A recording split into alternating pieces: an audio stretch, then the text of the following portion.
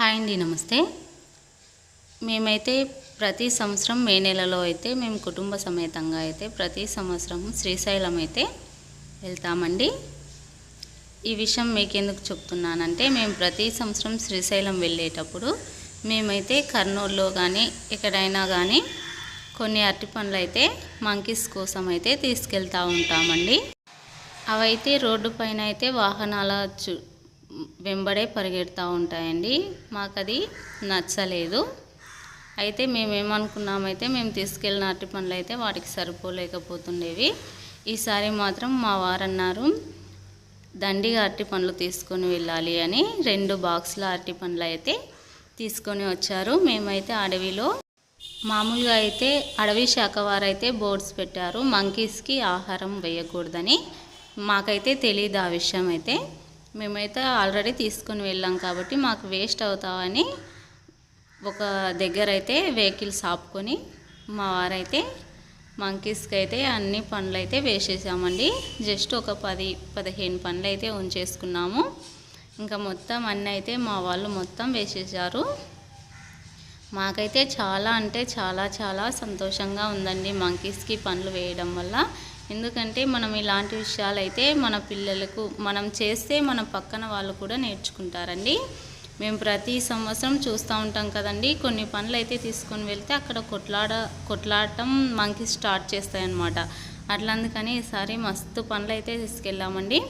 వాటికైతే అసలు ఎక్కువైపోయాయండి. అసలుకి మాకైతే చాలా అంటే చాలా సంతోషంగా అనిపించింది. మరి మేము చేసిన ఈ పనులు అయితే మీకు ఎలా అనిపించాయన్నది మాకు కామెంట్ సెక్షన్లో ఖచ్చితంగా కామెంట్ చేయండి. ఎందుకంటే ఫ్రెండ్స్, నేను కొత్త యూట్యూబ్ ఛానల్ పెట్టాను.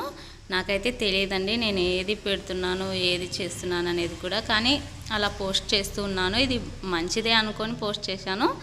నాకు సపోర్ట్ చేసే వాళ్ళైతే ఒక లైక్ ఇచ్చి ఒక కామెంట్ అయితే చేయండి ఫ్రెండ్స్, ప్లీజ్. మనం ఇలాంటి పనులు చేస్తే మన పక్కన వాళ్ళు కూడా మనల్ని చూసి నేర్చుకుంటారండి, మనతో పాటు మన పిల్లలు కూడా. అలాగే మేమైతే ఒక దగ్గర అయితే గుడి దగ్గర అయితే ఆపుకున్నామండి భోంచేయడానికైతే. అక్కడైతే పైన ఉన్న కొన్ని పండ్లను అయితే కోతి అయితే తీసుకొని వెళ్ళేసి తింటుందండి. మాకైతే అసలు చాలా అంటే చాలా సంతోషంగా అనిపించింది. బాబోయ్, ఇక్కడ కొండలు ఉన్నాయండి. అసలుకి 2 కళ్ళు అసలు చాలా అండి. చాలా అంటే చాలా అద్భుతంగా ఉంది ప్రకృతి. అందులో వర్షం పడింది. అసలు పచ్చదనంగా ఉన్నాయండి. మీరే చూస్తున్నారుగా ఫ్రెండ్స్, ఎంత పచ్చదనంగా ఉందో ప్రకృతి. మీకు ఈ కొండలు అలాగే నేను తీసిన ఈ వీడియోలు మీకు కూడా నచ్చినట్లయితే ప్లీజ్ ఫ్రెండ్స్ ఒక లైక్ అయితే ఇచ్చేసుకోండి. నేనైతే ఇప్పుడు మా వెహికల్లో మా పాపనైతే ఉయ్యాల్లో పడుకోబెట్టానండి. ఒక క్లిప్ అయితే తీశానండి. ఆ క్లిప్ అయితే మీకు కూడా నచ్చుతుందని అనుకుంటున్నాను.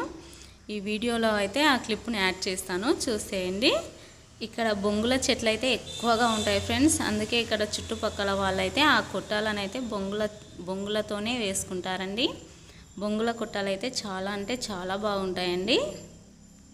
ముందు వీడియోలో నేను ఆ కొట్టాలు కూడా మీకైతే చూపిస్తాను. చూడండి ఫ్రెండ్స్, చాలా అంటే చాలా బాగుంది ఫ్రెండ్స్ అసలుకి ఈ శ్రీశైలం కొండలైతే.